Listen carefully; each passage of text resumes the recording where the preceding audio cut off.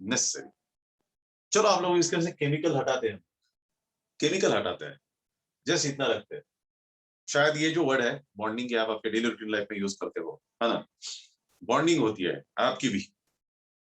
अभी मैं बॉन्डिंग की बात करूंगा तो हर कोई अपनी तरीके से उसका मीनिंग निकालेगा कि how is your bonding and with whom you are bonded, in what way and how way. Okay, so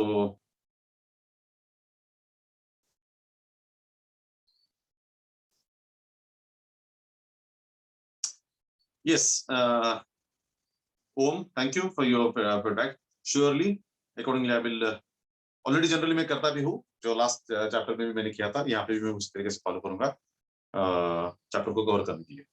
ठीक है, हम बॉन्डिंग की बात कर रहे हैं। सो केमिकल को अगर हटा देते हैं तो बॉन्डिंग बचता है, और हमारे लाइफ में बॉन्डिंग का बहुत महत्व है, इंपॉर्टेंस है, और आप तो अच्छी तरह जानते हो that is bonding is very important, no doubt. You may have bonding with your mom, you may have your bonding well with your dad, you may have your bonding with your sister, brother, yeah, any of the relative, any of the best friend you can have here. Yeah, other types of bonding also can be there. That depends upon the things how we are bonded with some other persons or some another individuals, है ना। किस family के अंदर हमारा काफी सारे अच्छा bonding होता है, या तुम्हारा भी किसी फ्रेंड्स के अंदर अच्छा बॉन्डिंग होता है जहाँ पे आप काफी ओपनली डिस्कशंस करते हो, एक दूसरे को हेल्प करते हो, है ना। तो फ्रेंडशिप में भी एक अच्छी बॉन्डिंग होना जरूरी है, मतलब अंडरस्टैंडिंग होना जरूरी है, एक फ्रेंड दूसरे फ्रेंड को अच्छी तरह समझना जरूरी है। तो इस तरीके से सोशल लाइफ में हम लोग बॉन्डिंग वर्ड यूज करते हो, आप बोलते हो कि यार इस दोस्त के साथ मेरी अच्छी बॉन्डिंग है, या मेरे सिस्टर के साथ मेरी अच्छी बॉन्डिंग है, मेरे ब्रदर के साथ मेरी अच्छी बॉन्डिंग है ना। सो ये हम डेली रूटीन लाइफ में यूज करते हैं। अगर ये बॉन्डिंग नहीं होता तो कैसे करेंगे हम, देखिए हमें जब कोई टेंशन आएगा, हमें जब कोई परेशानी होगी तो हम किसके साथ शेयर करेंगे। तो कहीं ना कहीं एज अ ह्यूमन बीइंग हमें शेयरिंग के लिए इस बॉन्डिंग की जरूरत होती है, चाहे हमारे फैमिली की हो, चाहे हमारे ब्रदर सिस्टर की हो, चाहे फ्रेंड्स की हो अच्छी। So this is very important, ये बॉन्डिंग जरूरी है। तो ह्यूमन लाइफ में भी ये बॉन्डिंग जरूरी है। Why not in chemistry, why not in the chemistry. So when we talk about the chemistry, when we come to chemistry, so chemical bonding बहुत जरूरी है, बहुत जरूरी है। आप देखिएगा कि अगर ये केमिकल बॉन्डिंग नहीं होता था तो लाइफ जितना डिफिकल्ट होता था उतना ही केमिस्ट्री और साइंस भी डिफिकल्ट होता था। हम अच्छी तरह जानते हैं, see this world is full of matter, matter, है ना। This world is full of matter, matter is you can से solid, matter can be liquid, matter can be gaseous state, और जैसा भी कितना हो, this matter crystal liquid whatever other solid liquid gas whatever is that, it consists of crystals. This crystal consists of molecules, molecules consist of atoms, atoms are made up of proton, neutrons, electrons, they are made up of some other particles, gluons वगैरह वगैरह वगैरह, ऐसे ऐसे कई सारी कड़ी चली जाती है। हम लोग लास्ट में हम लोग गॉड पार्टिकल तक पहुंच जाते हैं, God particles, these are called as Higgs boson particle। यही तो दुनिया है हमारी, हम जानते हैं। World, pura world is full of the matter. There are different matter. Matter is anything which occupies space and has the mass or occupies the mass. That is called matter. This matter is of three types: solid, liquid, and gaseous. And matter is made of the crystals. Crystals are made up of the molecules. Molecules are made of the atoms. Atoms are made up of the proton, neutrons, electrons. They are made of gluons, neutrons, antineutrons, protons, वगैरह वगैरह. So on, but quarks particle फिर एकदम finally हम लोग God particles तक जाते हैं। आज की तारीख में दुनिया में ये माना जाता है कि सबसे छोटा पार्टिकल है गॉड पार्टिकल, सबसे छोटा पार्टिकल किसी भी मैटर में होता है। चलो मैं तो समझता हूँ कि यार ये मतलब इसके प्रोटॉन, न्यूट्रॉन, इलेक्ट्रॉन के नीचे का जो दुनिया है वो और भी माइक्रो लेवल का है, वो हम नहीं समझते, नहीं जानते, उसकी जरूरत अभी नहीं है हम लोग। बट जहां तक हम लोग 9, 10, 11, 12 की बात करते हैं, 9, 10, 11, 12 की बात करते हैं, तो ये 4 साल में हम लोग इस कड़ी के साथ तो काफी अच्छी तरह कंसर्न होता है। That is, you can say proton, neutrons, electrons, structure of atom, molecules, crystals, solid, liquid, gaseous state. यही तो सारे चैप्टर्स हैं जो हमने 11th स्टैंडर्ड में डिस्कस किए, हमने 10th स्टैंडर्ड में उसके साथ कुछ चैप्टर डिस्कस किए। इसी कड़ी के साथ तो जुड़े हुए हैं। हमारे चैप्टर के नाम भले ही अलग होंगे लेकिन इसी कड़ी के साथ जुड़े हुए हैं। तो आप देखिएगा कि सिंपल सी बात है कि मैटर में प्रोटॉन, न्यूट्रॉन, इलेक्ट्रॉन्स की बात आती है। These are called सब एटॉमिक पार्टिकल्स ऑफ एटम। हमने देखा structure of atom, proton, neutrons, electron एक साथ रखे जाते हैं, एक स्पेसिफिक तरीके से एक साथ रखे जाते हैं, तभी जाके एटम बनता है। एटम इकट्ठा आते हैं तब जाके मॉलिक्यूल बनता है, मॉलिक्यूल इकट्ठा आता है तब जाके क्रिस्टल बनता है, क्रिस्टल बनेगा तो सॉलिड लिक्विड गैस बनती है, वो बनेगा तो मैटर बनता है, मैटर होगा तो वर्ल्ड होता है। तो ये सारा cause behind all this happenings is nothing but this atoms comes together. अगर एटम इकट्ठा नहीं आते हैं, मॉलिक्यूल इकट्ठा नहीं आते, तो क्या क्रिस्टल बनेगा? नहीं बनेगा। क्रिस्टल नहीं बनेगा तो क्या सॉलिड लिक्विड गैसियस स्टेट मिलेगा? नहीं मिलेगा। ये नहीं मिलते तो मैटर नहीं होता था, और मैटर नहीं होता तो दुनिया भी एग्जिस्ट नहीं होता। चाहे तो हो सकता है हम लोग किसी गैसियस फॉर्मेट में, किसी छोटे पार्टिकुलर फॉर्मेट में, ये जो गैलेक्सी बोला जाता है बिग बैंग थ्योरी के हिसाब से, ऐसा कुछ तो ये एक धुआं, एक क्लाउड ऐसा घूमता रहता था। ये मैटर, ये दुनिया, ये सैटेलाइट, ये अर्थ, ये कुछ बनने के कोई चांसेस नहीं थे। So that means atoms comes together, molecules comes together, then जाके ये दुनिया बनता है। तो चलो उसके एक एग्जांपल लेते हैं हम लोग। एटम कम्स टुगेदर, इसका एग्जांपल लेते हैं। एटम कम्स टुगेदर मतलब this is hydrogen plus hydrogen comes together from H2, O plus O comes together from O2. These two are the examples of atoms comes together. Atom comes together. Okay. Now these atoms comes together to form the molecules. So see, these are the atoms over here. O are the atom, H are the atom, and these form the molecules. Here you can say proton, neutrons, electrons come together to form these atoms, oxygen, hydrogen, and all. तभी मैंने कहा कि proton, neutron, electron से नीचे अगर जाएंगे तो काफी माइक्रो लेवल की बात है, उसको हम लोग बाद में देखेंगे। This is not the scope of our 11th-12th standard. But when we talk about atom, molecules, crystals, solid, liquid, gaseous state, this is the scope of our 11th and 12th standard. Now, oxygen, O, and this is oxygen. These are the two different atoms of oxygen. That becomes, or that forms the O2. This is the O2. आज हम अच्छी तरह जानते हैं corona के अंदर सबसे ज्यादा अगर डिफिशियंसी हॉस्पिटल्स में और यहाँ पे है तो दैट इज ऑक्सीजन की, है ना। बहुत सारे कोरोना के पेशेंट्स जिन्हें ऑक्सीजन की जरूरत होती है, और ऑक्सीजन का सप्लाई आजकल ठीक नहीं हो रहा है हॉस्पिटल के अंदर। And oxygen is important for the life. उसके सिवा हम ब्रीथ नहीं कर सकते, उसके सिवा हम लोग 2 मिनट से ज्यादा जीने की कोई चांसेस किसी भी इंसान के नहीं है अगर ऑक्सीजन नहीं मिले। That is in the format of O2। क्या इसके बदले में ऐसा कर सकते हैं कि O2 के बदले हम ऑक्सीजन के कई सारे एटम्स ले लेंगे, है ना। ऑक्सीजन के एटम्स अगर ले लेते तो चलेगा उसके हिसाब से? नहीं चलेगा, बिकॉज ऑक्सीजन का एटम उसके प्रॉपर्टीज अलग होता है और ऑक्सीजन का मॉलिक्यूल उसके प्रॉपर्टीज अलग होते हैं। सो बी क्लियर ना here? Oxygen molecule has a different property. Oxygen atom has a different properties. So properties depends upon how these molecules are formed. तो ऑक्सीजन बनने के लिए 2 एटम ऑफ ऑक्सीजन इकट्ठा आना पड़ता है। अगर ये ऑक्सीजन एटम इकट्ठा नहीं आते तो O2 नहीं बनता है, तो हाइड्रोजन इकट्ठा नहीं आते तो H2 नहीं बनता है। मानो यहाँ पे कार्बन प्लस हाइड्रोजन इकट्ठा नहीं आता है तो यहाँ पे मीथेन नहीं बनता है।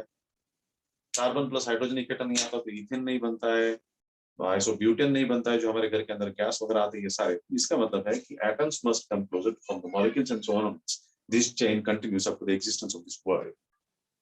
नाउ सवाल ये है कि ये 2 एटम जब इकट्ठा आते हैं, कोई भी 2 एटम जब इकट्ठा आते हैं, किस तरीके से इकट्ठा आते हैं, किस कारण से इकट्ठा आते हैं, क्या क्या तरीके होते हैं एक साथ आने, और कौन से बॉन्ड उसके बीच में प्रेजेंट होते हैं। That is the big question and this is related with this chemical bond. So this is the chapter where we are discussing basics of the science, how these molecules are formed, why this atom comes closer, how this atom comes closer, and what is the mechanism behind this. किस तरीके से इकट्ठा आते हैं, इसे explain करने की बात आती है। And that's why किसी भी मॉलिक्यूल की बात करते हैं, किसी भी मॉलिक्यूल की बात करते हैं, there are many molecules, her substance का अपना एक मॉलिक्यूल होता है। मीथेन का मॉलिक्यूल CH4 है, हाइड्रोजन का मॉलिक्यूल H2 है, ऑक्सीजन का मॉलिक्यूल O2 है, कार्बन डाइऑक्साइड का मॉलिक्यूल CO2 है, अमोनिया का मॉलिक्यूल NH3 है, सल्फ्यूरिक एसिड का मॉलिक्यूल H2SO4 है। अभी ये सारे मॉलिक्यूल जब बनते हैं तो उसके अंदर डिफरेंट एटम्स कम क्लोजर इकट्ठा आते हैं। कैसे आते हैं, क्यों आते हैं और किस तरीके से आते हैं, उसी को एक्सप्लेन करने की कोशिश की जाती है। That is chemical bonding chapter के अंदर। All these atoms came together by a force of attraction called as a bond. So we have the definition of chemical bond. Chemical bond is a force of attraction between 2 or more atoms which holds these atoms together in a molecular compound is called as a bond. This is just a force of attraction. कुछ तो होना चाहिए ना ये 2 atom के बीच में, तब जाके इकट्ठा रखे जाते हैं। से फॉर एग्जांपल हम लोग इसकी बात करते हैं, दैट इज यू कैन से मैग्नेट की बात करते हैं। जिस तरीके से मैग्नेट के पास अगर कोई मेटल का पीस लेके आएंगे हम लोग, तो मैग्नेट मेटल के पीस को अट्रैक्ट करता है। So there lies attractive force between magnet and metal, है ना। ये तो बचपन से स्कूल में देखते आए हो। सो मैग्नेट मेटल के बीच में ये फोर्स ऑफ अट्रैक्शन प्रेजेंट होता है जिसके कारण वो एग्जिस्ट होता है। नाउ थिंग इज दैट वही हम लोग इसी की बात करते हैं, कि ये जो दो कोई भी एटम इकट्ठा आते हैं, दो या दो से ज्यादा भी एटम, जरूरी नहीं कि दो ही एटम है, इसके अंदर दो एटम है, यहाँ पे दो है, यहाँ पे देखते तो चार हाइड्रोजन के एटम है, कार्बन का एटम है, इतने एटम इकट्ठा आते हैं. सो that means the force of attraction which hold two or more atoms together in a molecule of compound is called as a chemical bond.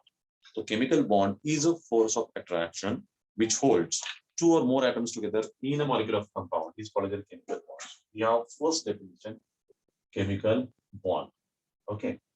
First definition is of the chemical bond, and chemical bond is nothing but the force of attraction. It is the force of attraction which holds two or more atoms together in a molecule of compound is called as a chemical bond. So this is the bond. और यहाँ पे एक सवाल scientist के मन में आता है कि ये जो बॉन्ड होते हैं, दैट इज केमिकल बॉन्ड, ये किस कारण से बनते हैं, नंबर वन. दूसरी बात है वो किस टाइप के बॉन्ड होते हैं. तीसरी बात है किस तरीके से बनते हैं, और वो बनने के कारण क्या क्या परिणाम हो सकते हैं. ये सारी चीजें फाइंड आउट करने की कोशिश साइंटिस्ट करते हैं इसी चैप्टर के अंदर, केमिकल बॉन्ड, है ना. तो हम ये बोल सकते हैं बोलने के लिए कि बॉन्ड्स के कारण ही तो दुनिया बनता है ना. आप जानते हो बॉन्ड्स के कारण ही तो दुनिया बनता है, बिकॉज एटम के बीच में अगर बॉन्ड नहीं होता तो मॉलिक्यूल नहीं बनते थे, मॉलिक्यूल नहीं बनते तो एक क्रिस्टल सॉलिड लिक्विड बनने का कोई सवाल नहीं आता था, और ये नहीं बनते तो वर्ल्ड कहाँ से बनता, मैटर कहाँ से बनता, नहीं बनता था. सो that means bond is necessary. और वैसे भी हम लोग हॉलीवुड की फिल्मों में देखते हैं कि जेम्स बॉन्ड ये तो होता है जो दुनिया को बचाता है ना, वो अलग बात है, but bond is necessary. Bond is necessary, no doubt at all, for the formation of the substances or for this matter. And how these bonds are formed, why these bonds are formed, which types of bonds are present, these questions arises and scientists try to find out answer. This one here in chemical bonding. Also, everyone got this one. Now, during the journey of this one, हम जब बात करते हैं कि हमें इस chapter के अंदर डिस्कस करना है कि क्यों, why these atoms come closer, why these atoms come closer, ये हमारे लिए जरूरी है. Okay. Why these atoms come closer? जरूरी है उसका आंसर ढूंढना. How they comes closer?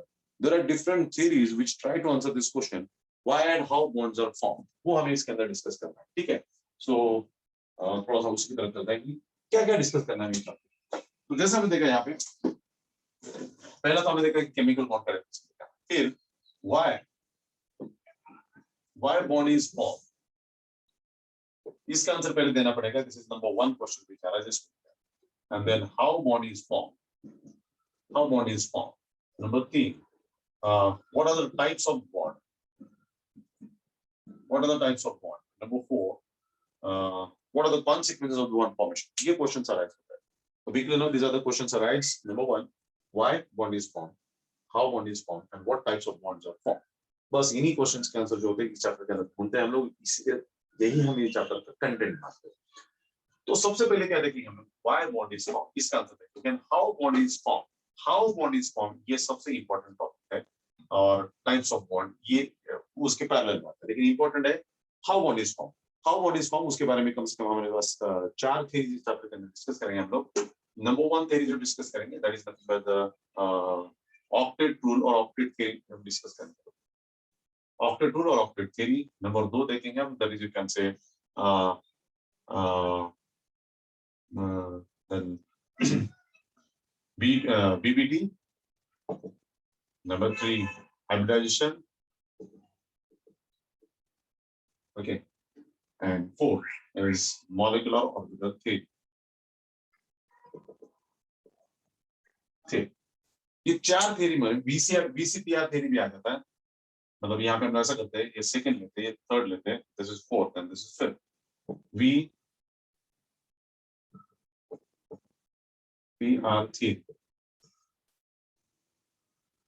VSEPR theory ये भी आ जाता है. मतलब हम बोल सकते हैं, अभी this is not the major part है, ये थोड़ा सा अलग पार्ट है, लेकिन हम ले सकते हैं उसी के अंदर ताकि वो सीक्वेंस में अच्छी तरह हमें समझ में आए. कुछ टॉपिक ऐसे हैं जो इसी के साथ जुड़े हुए हैं. सो सबसे पहला जो आता है कि how bond is form, bond किस तरीके से फॉर्म होता है, इसे एक्सप्लेन करने के लिए सबसे पहला आता है electronic theory of balancing. And electronic theory of balancing का सबसे बेस्ट आउटपुट है दैट इज ऑक्टेट रूल और ऑक्टेट थ्योरी. तो सबसे पहला ऑक्टेट रूल इस थ्योरी के अंदर डिस्कस करेंगे. ऑक्टेट रूल अपने तरीके से बॉन्ड किस तरीके से फॉर्म होता है उसे एक्सप्लेन करने की कोशिश करता है, लेकिन साइंस में प्रॉब्लम है कि साइंस जब तक पूरा आंसर नहीं मिलता है तब तक वो किसी के ऊपर विश्वास नहीं करता. ऑक्टेट रूल के अंदर कुछ लिमिटेशंस आते हैं, फिर इसीलिए बीएसीपीआर थ्योरी अपनी तरीके से उसको एक्सप्लेन करता है। इसके बाद आता है valence bond theory. Valence bond theory रखा जाता है, that is Victor and London नाम के साइंटिस्ट ने वैलेंस बॉन्ड थ्योरी में समझा। ये सेकंड थ्योरी है एक्चुअली, मतलब this is the first theory, this is the second theory which try to answer how bond is form, bond किस तरीके से तैयार होता है उसे आंसर करने की कोशिश ये वैलेंस बॉन्ड थ्योरी करता है। वैलेंस बॉन्ड थ्योरी के कुछ लिमिटेशंस आते हैं, उसे कवर अप करने के लिए हाइब्रिडेशन थ्योरी आती है, और हाइब्रिडेशन थ्योरी अपनी तरीके से हाउ बॉन्ड इज फॉर्म इसे आंसर करने की कोशिश करती है। इसके भी कुछ लिमिटेशंस है, फिर मॉलिक्यूलर ऑर्बिटल थ्योरी आ जाता है। लेकिन जिस तरीके से मुझे अभी खुशी और कशिश इन लोगों ने पूछा था मुझे कि सर इस चैप्टर के अंदर में डाउट है खास करके हाइब्रिडेशंस के अंदर, so this is the widely accepted theory through out the world आज की तारीख है ना, आज की तारीख में दुनिया में सबसे वाइडली एक्सेप्टेड थ्योरी है हाइब्रिडेशन थ्योरी है। साइंस की अपनी एक खासियत है ना, साइंस की अपनी एक खासियत है, शायद मैं कई बार आपको बताता हूँ। अगर आपको एक बेसिक क्वेश्चन पूछा जाएगा कि हम देखते आए हैं स्कूल लाइफ से देखते आए कि atom is made up of proton neutrons and electrons, तो इलेक्ट्रॉन्स की बात आती है, तो इलेक्ट्रॉन क्या है? तो कुछ थ्योरीज ऐसा कहते हैं कि इलेक्ट्रॉन इज अ पार्टिकल, और कुछ थ्योरीज ऐसा कहते हैं कि electron is a of wave nature, electron is not a particle, है ना। हमने स्ट्रक्चर ऑफ एटम के चैप्टर में डिस्कस किया था, स्ट्रक्चर ऑफ एटम के चैप्टर में हम डिस्कस किया था कि इलेक्ट्रॉन, कुछ लोग ऐसा बोलते हैं, कुछ साइंटिस्ट ये कहते हैं, कुछ थ्योरी ये कहते हैं कि electron is of particular nature, electron एक पार्टिकल, और कुछ थ्योरी ये कहते हैं कि इलेक्ट्रॉन एक वेव नेचर का है ना। तो आप लोगों को टेंशन आता है यार सही क्या है, सही क्या, इलेक्ट्रॉन या पार्टिकल है या इलेक्ट्रॉन वेव नेचर का, ये टेंशन आपको आना तो सही बात है, लेकिन बहुत सारे ऐसे प्रॉपर्टीज है जो इलेक्ट्रॉन पार्टिकल कंसिडर करेंगे तो हम एक्सपेंड कर सकते हैं। बहुत सारे कुछ प्रॉपर्टी ऐसे भी है जो हम इलेक्ट्रॉन को अगर वेव नेचर का मानते हैं तभी एक्सपेंड कर पाते हैं, और वो सारे थ्योरीज अपनी तरीके से सपोर्ट करते हैं। So till that we won't be able to conclude that electron is either only a particle और electron is only a wave nature, नहीं कर सकते। मतलब अभी हमारा जर्नी शुरू है, हमें सही मायने में ढूंढ निकालना पड़ेगा कि इलेक्ट्रॉन एक्चुअली कौन से नेचर का होता है, या फिर कुछ प्रॉपर्टी हम क्यों उसको वेव नेचर का समझ के हम एक्सप्लेन कर सकते हैं, या कुछ प्रॉपर्टी हम क्यों इसको ऐसा करके हम लोग एक्सप्लेन कर सकते हैं, ऐसा होता है। ये जिस तरीके से ना कि जैसे हम लोग बीमार करने के बाद कुछ एंटीबायोटिक्स देते हैं, तो उस एंटीबायोटिक्स का साइड इफेक्ट भी होता है, अच्छे इफेक्ट भी होता है। सो अच्छे इफेक्ट के लिए कुछ साइड इफेक्ट होना तो हम लोग एंटीबायोटिक लेना पड़ता है ना। उसी तरीके से साइंस के कॉन्सेप्ट होते हैं। तो उसी तरीके से ये है कि दो there are four theories, there are more theories but listed in our book in our syllabus as of now we have 4 to 5 theories which explains how bond is formed, bond किस तरीके से तैयार होता है इसके बारे में octet rule, valence bond theory, hybridization theory and molecular orbital theory as well as valence and electron pair repulsion theory, BSC pair theory, ये सारे theories अपने अपने तरीके से bond कैसे बनता है उसको एक्सप्लेन करने की कोशिश करते हैं। फिर भी मैंने बताया कि वाइडली एक्सेप्टेड जो हाइब्रिडेशन थ्योरी है, और हमारे एग्जाम पॉइंट ऑफ व्यू अगर देखते हैं हाइब्रिडेशन थ्योरी ज्यादा इंपॉर्टेंट है, बिकॉज जेईई नीट के अंदर सबसे ज्यादा क्वेश्चंस इसी के ऊपर बेस्ड आते हैं। सो दैट्स व्हाई ये कॉन्सेप्ट उस तरीके से इंपॉर्टेंट है। So that is what we can see here. This how bond is, types of bond की बात करते हैं, टाइप्स ऑफ बॉन्ड की बात करते हैं, शायद आप अच्छी तरह जानते हो। टाइप्स ऑफ बॉन्ड के अंदर नंबर 1 जो आता है दैट इज यू कैन से आयोनिक बॉन्ड, आयोनिक बॉन्ड जो आप अच्छी तरह जानते हो। नंबर 2 पे आता है that is you can say covalent bond, covalent bond. Number 3 पे आता है that is you can say coordinate bond, coordinate bond. Number 4 पे आता है that is you can say metallic bond. Number 5 पे आता है that is called James Bond. चलेगा नहीं, that was just so what we can see here. Types of bond की अगर बात करते हैं तो ionic bond, covalent bond, coordinate bond, metallic bond, इस टाइप के बॉन्ड होते हैं। इसके अलावा और कुछ है बट हमारे लिए इतने सफिशिएंट है। मेनली इस चैप्टर के अंदर हम लोग आयनिक बॉन्ड और कोवैलेंट बॉन्ड ये दो ही डिस्कस करने वाले, ये दो नहीं है, बट ये भी बॉन्ड के टाइप है, ये भी हमारे सामने होते हैं। बस इस चैप्टर के अंदर उन्हें लिस्टेड नहीं किया गया। हम इस चैप्टर के अंदर आयनिक बॉन्ड और कोवैलेंट बॉन्ड को ही मेनली देखेंगे, डिस्कस करेंगे। सो ये 3 क्वेश्चंस है, इसी के अराउंड में पूरा चैप्टर होता है। At the end of this हमारा चैप्टर खत्म होता है, नथिंग होता है। बट हमें इस चैप्टर के अंदर क्या डिस्कस करना है कि व्हाई बॉन्ड इज फॉर्म, इसके 2 पॉइंट्स आते हैं इंपॉर्टेंट जो अभी तक मैंने बताया नहीं। हाउ बॉन्ड इज फॉर्म उसके बारे में मतलब ऑलमोस्ट 5 थ्योरीज आते हैं जो एक्सप्लेन करते हैं how bond is form. And types of bond की बात आती है तो आयनिक बॉन्ड, कोवैलेंट बॉन्ड ये डिस्कस करने हैं। तो there are many bonds but हमें ये दो ही मेनली यहाँ पे डिस्कस करने हैं। Clear with this? सो अभी ये थ्योरी खत्म होता है, चैप्टर खत्म हुआ है। चलते हैं हम लोग पहले टॉपिक की तरफ, why bond is form, bond क्यों तैयार होता है और कैसे तैयार होता है ये हमें डिस्कस करना है। ठीक है,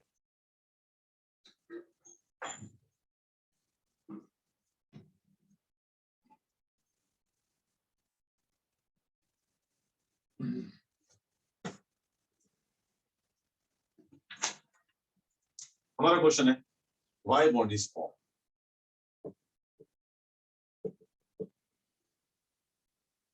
Why bond is formed? Need to answer this question. Every scientist need to answer this question. Why bond is formed? जैसे कि एग्जांपल की बात करते हैं हम लोग, this is the hydrogen plus hydrogen react to form H2. मतलब here this hydrogen and hydrogen has this bond. This phenomenon is nothing but the bond.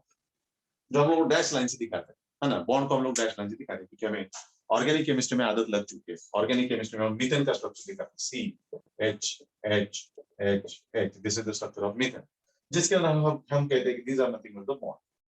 This is the bond between carbon and hydrogen. हम अच्छी तरह explain करते हैं. Carbon is tetravalent, है ना, exam में question आता है व्हाई कार्बन इज टेट्रावैलेंट और what is the valency of carbon. हम एक्सप्लेन करते हैं carbon is tetravalent, carbon 4 bond तैयार कर सकता है and these bonds are denoted by dash.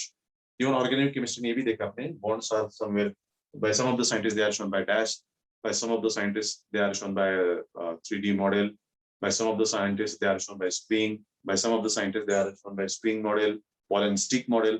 There are different models which depicts the structure of methane molecule, ethane molecule. ये आपने organic chemistry में देखा है. But सबसे ज्यादा easier way कौन सा है? ये dash से bond दिखाना. तो हम जानते हैं कि कार्बन हाइड्रोजन के बीच में बॉन्ड है, तो यहाँ पे 4 बॉन्ड होते हैं, यहाँ पे एक बॉन्ड है. ये बॉन्ड होता क्यों है? Why the bond is formed? The bond की definition है क्या? What is chemical bond? It is a force of attraction which holds 2 or more atoms together in a molecule of compound. Is called as a chemical bond. Why bond is formed? There are 2 answers to this question. 2 points. Number 1 and number 2.